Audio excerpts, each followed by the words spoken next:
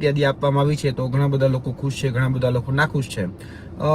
But obvious છે કે ભાઈ નાખુશ હોય એ સંખ્યા હંમેશા વધારે હોવાની, કારણ કે જે મેરિટ જે અપેક્ષા હોતી એ અપેક્ષા કરતાં પણ ઘણું બધું ઊંચું ગયું છે. મારી પણ એવી અપેક્ષા હતી કે 75+ રહી શકે છે મેરિટ. 75+નું હું ધારણા રાખીને બેઠો હતો કે 75+ હોય તો કદાચ તમારે આગળ તૈયારી કરવાની વિચાર, પણ એના કરતાં પણ મેરિટ ઘણું બધું ઊંચું ગયું છે. એટલે બધાની જે ધારણાઓ હતી એ ધારણાઓ ખોટી પડી છે. નોર્મલાઇઝેશન મેથડ છે. હવે નોર્મલાઇઝેશન મેથડ આજે જ એક ઇન્ટરવ્યુમાં પણ તમે કીધું છે કે ડકવર્થ લુઈસ જેવી એક સિસ્ટમ જે ક્રિકેટની અંદર જે અપનાવવામાં આવતી આ સિસ્ટમ છે એના પ્રકારે જ અત્યારે આ જે સિસ્ટમ છે એ કોમ્પિટિટિવ એક્ઝામ જે છે એ કોમ્પિટિટિવ એક્ઝામની અંદર અપનાવવામાં આવી રહી છે.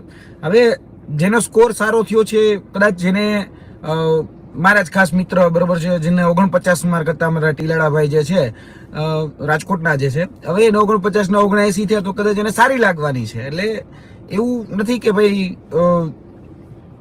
આમાં જે લાભાર્થી છે લાભાર્થી એવું માને છે કે ભાઈ આ સિસ્ટમ સારી છે, પરંતુ આ સિસ્ટમ જોવા જઈએ ને તો કોમ્પિટિટિવ એક્ઝામમાં ન હોવી જોઈએ. કારણ કે કોમ્પિટિટિવ એક્ઝામમાં ને એ પણ એવી જગ્યા છે કે જે જગ્યાથી જે અધિકારીઓ કે જે કર્મચારીઓ કે જે કર્મયોગીને આપણે લેવાના છીએ, જે આગળ જતા ભવિષ્યની અંદર સિસ્ટમની અંદર સેટ થવાના છે, તો ખબર નથી પડતી કે કઈ રીતે આ બધું ચાલશે ને કઈ રીતે ચાલવું જોઈએ.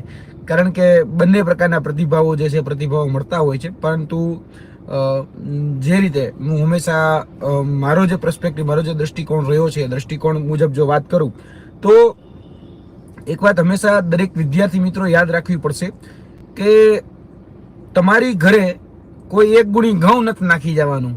પહેલા જે વિચાર જે છે ને એ વિચાર તમારે જાતે કરવો પડશે. એમાં હું ઘણા બધા લોકો જે છે એ ટ્વિટર હોય, ટેલિગ્રામ હોય કે પછી વોટ્સઅપ યુનિવર્સિટીના હોય કે સોશિયલ મીડિયા યુનિવર્સિટીના, એને હું ક્યાંય કોમ્પિટિટર ગણતો પણ નથી. અને બીજું કે જે પ્રક્રિયા અને જે પદ્ધતિનો જે અત્યારે વિરોધ થઈ રહ્યો છે એ વિરોધમાં ક્યાંક ને ક્યાંક એ જે લોકો જે છે એની ફેવર કરતા હોય તો એ કદાચ બની શકે કદાચ આજે એના લાભાર્થી છે, તમારે એના બેન છે અથવા તો એનો જે ભાઈ છે અથવા તો એનો જે મિત્ર છે એ આજે આ સિસ્ટમને કારણે રહી ગયો છે. એ ક્યારેય એને સમજાશે જ નહીં અને આ સિસ્ટમને ક્યારેય વિરોધ પણ નહીં કરે. પણ ઘણા બધા એવા સારા બુદ્ધિજીવીઓ પણ છે કે જે આ સિસ્ટમનો વિરોધ કરી રહ્યા છે. હું પર્સનલી માનું છું કે આ જે સિસ્ટમ છે, જે પ્રણાલી, જે ચીલો જે પડી રહ્યો છે સીબીઆરટીનો, એ સીબીઆરટીનો વિરોધ ચોક્કસપણે થવો જોઈએ. અને